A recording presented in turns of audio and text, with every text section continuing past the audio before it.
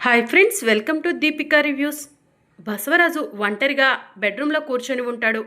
విశాలాక్షి బసవరాజు దగ్గరకు వెళ్ళి, ఏమండి, నా పైన మీకు కోపం వచ్చిందా? మీరు నాతో మాట్లాడకపోతే నాకు ఏమీ తోచదండి. ప్లీజ్ నాతో మాట్లాడండి అని విశాలాక్షి బసవరాజుని బ్రతిమలాడుతూ ఉంటుంది. అదే సమయంలో సిద్ధు కూడా బసవరాజు రూమ్కి వెళ్తాడు. నానా, అమ్మపై మీరు కోప్పట్టం ఏంటి నాన్నా? అమ్మ చాలా బాధపడుతున్నారు. మీరు కోప్పడితే ఇదంతా చేసింది నేను తులసి కాబట్టి నా పైనో తులసి పైనో కోప్పడాలి. అంతేకాని అమ్మపై కోప్పట్టం ఏంటి నానా అని సిద్ధు అడుగుతూ ఉంటాడు. ఒరే సిద్ధు, ఇది మా భార్యాభర్తలిద్దరికీ సంబంధించిన విషయం. నేను మీ నాన్నతో మాట్లాడుకుంటాను, నువ్వు వెళ్ళరా అని విశాలాక్షి అంటూ ఉంటే సిద్ధు ఏం మాట్లాడకుండా అక్కడి నుంచి వెళ్ళిపోతూ ఉంటాడు. ఇక విశాలాక్షి, ఏమండి, నా వల్ల తప్పు జరిగినా పొరపాటు జరిగినా నేను చేసిన తప్పుకి పొరపాటుకి క్షమాపణ అడుగుతున్నానండి. ప్లీజ్ అండి, నాతో మాట్లాడండి అని విశాలాక్షి బసవరాజుని అడుగుతూ ఉంటుంది. విశాల, నా పరువు పోయింది విశాల. నలుగురిలో ఎమ్మెల్యేగా నిలబడి ఉంటే నాతో పాటు నీకు కూడా గౌరవం దక్కేది. కానీ ఈరోజు నీకు గౌరవం దక్కుతుంది. నన్ను అందరూ హేళనగా చూస్తున్నారు. నాకు చాలా బాధగా ఉంది విశాల అని బసవరాజు చెప్తూ ఉంటాడు. ఎవరండి మిమ్మల్ని హేళనగా చూసేది? భర్త గెలిస్తే భార్య గెలుపుగా భావిస్తుంది కదా, మరి భార్య గెలిస్తే భర్త గెలుపుగా ఎందుకు ఫీల్ అవ్వకూడదండి అని చెప్పి విశాలాక్షి అంటూ ఉంటుంది. ఈ లోకం తీరు నీకు తెలియంది కాదు కదా విశాల. బయటికి వెళ్తే నువ్వు నన్ను ఓడించావని అందరూ కోడై కోస్తున్నారు. అది చూసి విని తట్టుకోలేకపోతున్నాను విశాల అని బసవరాజు అంటూ ఉంటాడు. ఏమండి, రోడ్డు మీద కుక్కలు ఎన్నో మరుగుతూ ఉంటాయి. వాళ్ళ మాటలను పట్టించుకోవద్దండి. నా మీద మీరు ఓడిపోవటం ఏంటండి? అలా కూసిన వాళ్ళు ఎవరో నాకు చూపించండి, వాళ్ళకు బుద్ధి వచ్చేలా సమాధానం చెప్తాను అని విశాలాక్షి అంటూ ఉంటుంది. వదిలే విశాల, బయటికి వెళ్ళాలంటే అవమానంగా ఉంది, చిన్నతనంగా ఉంది, తల ఎత్తుకోలేకపోతున్నాను అని బసవరాజు ఫీల్ అవుతూ ఉంటాడు.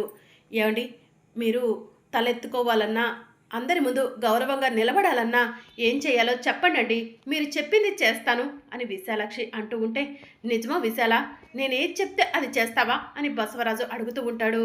చేస్తానండి, నా పైన మీకు నమ్మకం లేదా అని విశాలాక్షి అడుగుతూ ఉంటే, సరే విశాల, నేనేది అడిగినా కూడా కాదన్నని నాకు మాట ఇవ్వు అని బసవరాజు అడుగుతూ ఉంటాడు. మీకు మాటిస్తున్నానండి, మీరు ఏది అడిగినా కూడా కాదన్ను అని విశాలాక్షి చెప్తూ ఉంటుంది. సరే విశాల, సమయం వచ్చినప్పుడు అడుగుతాను అని బసవరాజు చెప్తూ ఉంటాడు.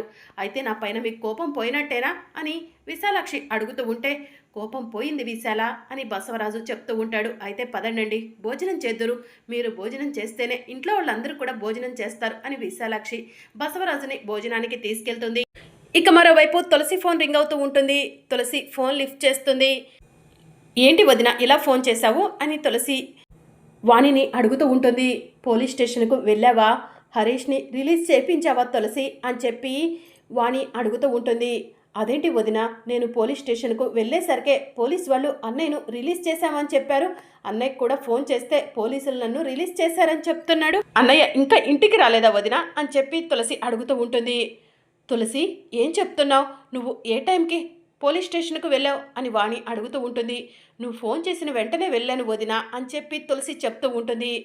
ఇంకా హరీష్ ఇంటికి రాకపోవడం ఏంటి అని చెప్పి వాణి కంగారు పడుతూ ఉంటుంది. అన్నయ్య ఇంకా ఇంటికి రాలేదా? ఇప్పుడే వెళ్ళి పోలీస్ వాళ్ళను అన్నయ్య గురించి ఆరా తీస్తాను, నువ్వు కంగారు పడకు వదిన అని చెప్పి తులసి అంటూ ఉంటుంది. రాత్రి అయింది, హరీష్ ఇంటికి రాలేదు, కంగారు లేకుండా ఎలా ఉంటుంది?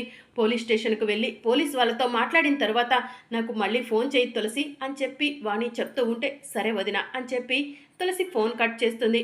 అన్నయ్య ఎక్కడికి వెళ్ళి ఉంటాడు? నేను ఫోన్ చేస్తే కూడా నన్ను పోలీసులు రిలీజ్ చేశారు, ఇంటికి వెళ్తున్నానని చెప్పాడు. మళ్ళీ ఇంకేం మాట్లాడకుండా ఫోన్ కట్ చేశాడు. అసలు ఏమై ఉంటుంది? అన్నయ్య ఇంటికి వెళ్లకుండా ఇంకెక్కడికి వెళ్ళుంటాడు? అమ్మ వాళ్ళ దగ్గరికి ఏమైనా వెళ్ళుంటాడా అని తులసి మనసులో అనుకొని వెంటనే శ్రీనివాసరావుకి ఫోన్ చేస్తుంది. నానా, ఏం చేస్తున్నారు అని శ్రీనివాసరావుని ఫోన్లో అడుగుతూ ఉంటుంది. ఏం లేదమ్మా అని శ్రీనివాసరావు చెప్తూ ఉంటాడు. హరీష్ అన్నయ్య ఏమైనా వచ్చాడా నానా అని తులసి అడుగుతూ ఉంటే, హరీష్ ఇక్కడికి ఎందుకు వస్తాడమ్మా? ఏం మాట్లాడుతున్నావు నువ్వు అని శ్రీనివాసరావు అడుగుతూ ఉంటాడు. అన్నయ్య ఇందాక ఆ రూట్లో వెళ్ళటం చూశాను నానా, అక్కడికే వచ్చాడేమో అనుకున్నాను అని చెప్పి తులసి చెప్తూ ఉంటుంది. సరే నాన్న, నేను మళ్ళీ ఫోన్ చేస్తాను, ఉంటాను అని తులసి ఫోన్ కట్ చేస్తుంది. మరోవైపు జాను బట్టలు ఉతికి ఆరేయడానికే బయటికి వెళ్తుంది. బయట జయనందన్ కనిపించకపోవడంతో ఎక్కడికి వెళ్ళుంటాడు ఈయన? ఎదురుగా దిష్టి బొమ్మలాగా కూర్చొని దర్శనమిస్తాడనుకున్నానే అని జాను జయనందన్ గురించి మనసులో అనుకుంటూ ఉంటుంది. కొంపదీసి పెట్టెబెడ సర్దుకుని వెళ్ళిపోయాడా? ఆహా, వెళ్ళుండడులే. వెళ్ళుంటే ఇక్కడ తన లగేజ్ ఎందుకు ఉంటుంది అని చెప్పి జాను మనసులో అనుకుంటుంది. పాపం ఈ ఎండకి వేడికి తట్టుకోలేక కారులో ఏసీ వేసుకొని కూర్చున్నాడేమో అని జాను మనసులో అనుకొని బట్టలు ఆరేస్తూ, ఏం వైకుంఠం, మీ బాస్ ఎక్కడా? చెప్పటం ఈజీనే, చెప్పినవి ఫాలో అవటమే చాలా కష్టం. ఎండ వేడికి డస్ట్కి తట్టుకోలేక కారులో ఏసీ వేసుకొని కూర్చున్నాడా? పేరుకు మాత్రం క్షమించు జాను అని కటౌట్ పెట్టి ఇక్కడేదో నా కోసం ప్రేమతో ఉంటున్నట్టు నన్ను నమ్మించడం కోసమే ఈ సెటప్ అంతా చేశాడా? ఉండటం పడుకోవటం అంతా కార్ ఏసీలోనా అని చెప్పి జాను అంటూ ఉంటుంది. మేడం, మీరు మా సార్ని తప్పుగా అర్థం చేసుకుంటున్నారు అని వైకుంఠం చెప్తూ ఉంటాడు. అతన్ని నేను తప్పుగా అర్థం చేసుకుంటున్నానా? అతనేంటో తెలుసు కాబట్టే అతన్ని వదిలేసి వచ్చేశాను అని జాను బట్టలు ఆరేసుకుంటూ చాటుగా ఉండి జయనందన్ ఏ కారులో కూర్చున్నాడా అని చూస్తూ ఉంటుంది. అప్పుడు జాను కాలు జారి పడిపోతూ ఉండగా జయనందన్ వెనక నుంచి వచ్చి జానుని గట్టిగా పట్టుకుంటాడు. ఇక దాంతో జాను జయనందన్ని చూసి షాక్ అవుతుంది. ఇద్దరు కూడా ఒకరి కళ్ళల్లోకి ఒకరు చూసుకుంటూ ఉంటారు. ఇక జయనందన్ జానుకి ముద్దు పెట్టపోతూ ఉండగా జాను తప్పించుకొని వెనక్కి వెళ్ళిపోతూ ఉండగా వెనుక నుంచి జానుని గట్టిగా హగ్ చేసుకొని, ఏంటి నీకు నేను షో ఆఫ్ చేయటానికి ఇక్కడ ఈ సెటప్ చేశా అంటున్నావా? నేను కార్ ఏసీలో కూర్చున్నా అంటున్నావా? కాదు జాను, ఒక ఇంపార్టెంట్ కాల్ వచ్చింది, ఇక్కడ సిగ్నల్ లేదు, అందుకే అలా వెళ్ళి మాట్లాడుతున్నాను. చెప్పాను కదా జాను, నువ్వెక్కడుంటే నేను కూడా అక్కడే ఉంటాను. నువ్వు కష్టపడితే నేను కష్టపడతాను, నువ్వు సుఖపడితే నేను సుఖపడతాను. ఎప్పుడైతే నేను నీ మెడలో తాళి కట్టానో మన ఇద్దరం ఒకటైపోయినట్టు జాను. నువ్వు కష్టాల్లో ఉంటే నేను సుఖంగా ఉండలేవను.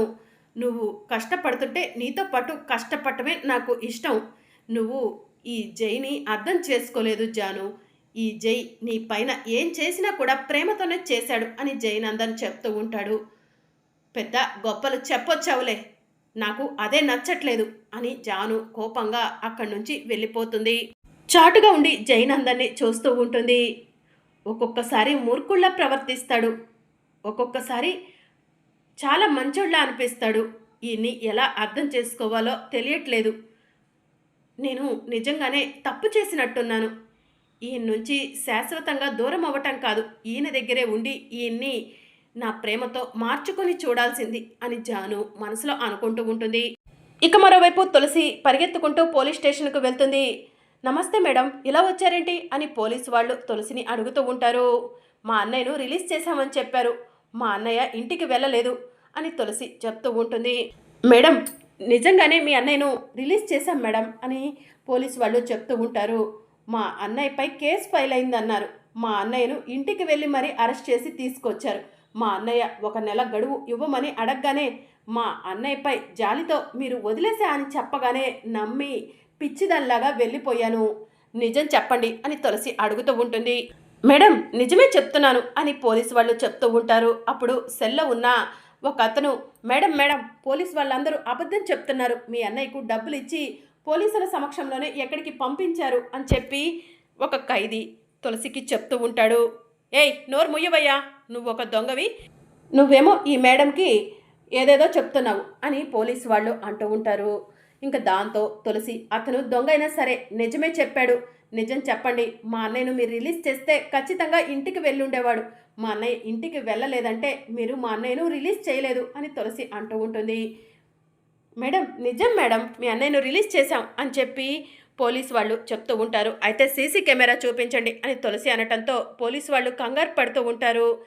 సీసీ కెమెరా లేదు మేడం అని పోలీసు వాళ్ళు చెప్తూ ఉంటే, సీసీ కెమెరా ఉందని నాకు తెలుసు, మర్యాదగా చూపిస్తారా, ఫుటేజ్ నన్నే చెక్ చేసుకోమంటారా అని తులసి చెప్పడంతో ఇక పోలీసు వాళ్ళు కంగారు పడుతూ ఉంటారు. అసలు ఏం జరిగిందో చెప్పండి అని తులసి అడుగుతూ ఉంటే ఇక పోలీసు వాళ్ళు బసవరాజు ఇంటికి వెళ్ళి కార్ యాక్సిడెంట్ గురించి అడగటం, కార్ యాక్సిడెంట్ విషయం బయటికి రాకుండా ఉండాలంటే ఎవరో ఒక బకరాన్ని చూసి ఈ కేసులో ఇరికించమని చెప్పటం, ఇదంతా కూడా పోలీసు వాళ్ళు తులసికి చెప్తూ ఉంటారు. ఇదంతా చేసింది మా మావయ్య అని తులసి అడుగుతూ ఉంటే, అవును మేడం, మీ మావయ్యే. ఈ విషయం బయటికి రావద్దన్నారు. అందుకే చాలా సీక్రెట్‌గా నడిపిస్తున్నాం అని పోలీసు వాళ్ళు చెప్తూ ఉంటారు. మావయ్య అంత సీక్రెట్‌గా నడిపించాల్సిన అవసరం ఏముంది? అసలు ఆ కార్ యాక్సిడెంట్ చేసింది ఎవరై ఉంటారు? అని తులసి మనసులో అనుకుంటుంది. ఏది ఏమైనా సరే ఈ కేసులో మా అన్నయ్యను ఇరికించాలని చూడటం తప్పు అని తులసి మనసులో అనుకొని టెన్షన్ పడుతూ ఇంటికి వెళ్తుంది. మావయ్య మావయ్య అని తులసి పిలుస్తూ ఉంటుంది. ఇక బసవరాజు బయటికి వచ్చి ఎందుకు అలా అరుస్తున్నావు అని చెప్పి తులసిని అడుగుతూ ఉంటాడు. Car number 2020 black Innova ring road దగ్గర యాక్సిడెంట్ జరిగింది. ఎవరు ఆ యాక్సిడెంట్ చేశారు అని తులసి బసవరాజుని అడుగుతూ ఉంటుంది. దాంతో బసవరాజు టెన్షన్ పడుతూ తులసి వైపు చూస్తూ ఉంటాడు. మిమ్మల్ని మావయ్య అడుగుతుంది, ఆ కార్ యాక్సిడెంట్ చేసింది ఎవరు? మీరు ఎందుకు ఆ కార్ యాక్సిడెంట్ చేసిన వాళ్ళను దాచిపెట్టి వేరే వాళ్ళని ఎవరినైనా ఈ కారు యాక్సిడెంట్లో ఇన్వాల్వ్ చేయాలని చూస్తున్నారు అని తులసి అడుగుతూ ఉంటుంది. అప్పుడే సిద్ధు వచ్చి ఏమైంది తులసి, ఎందుకు అలా గట్టి గట్టిగా మాట్లాడుతున్నావు అని అడుగుతూ ఉంటాడు. ఇక తులసి జరిగిందంతా కూడా చెప్తూ ఉంటుంది. ఒరే సిద్ధు, ఈ విషయం గురించి నువ్వేం మాట్లాడకు అని బసవరాజు అంటూ ఉంటాడు. ఏమండి, మీకు తెలుసా, అందుకే మావయ్య మిమ్మల్ని ఈ విషయం గురించి మాట్లాడొద్దా అంటున్నారా?